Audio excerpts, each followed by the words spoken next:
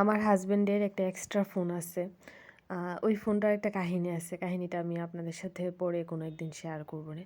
তো ওই ফোনটা বাসায় থাকে। ক্যামেরা আবার এত ভালো না।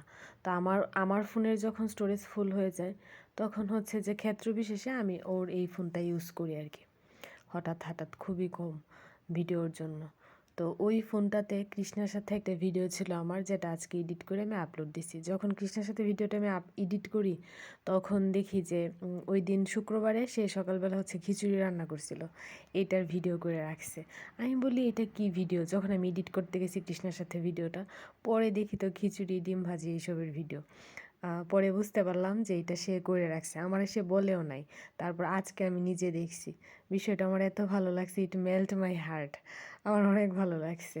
মানে আমার কাছে মনে হয়েছিল যে কি যে বলবো, মানে বুঝানোর মতো না, আমার এত খুশি লাগছে। তো সারাদিন আর টাইম পাই নাই ভিডিওটা এডিট করার, এই যে এখন টাইম পাইলাম।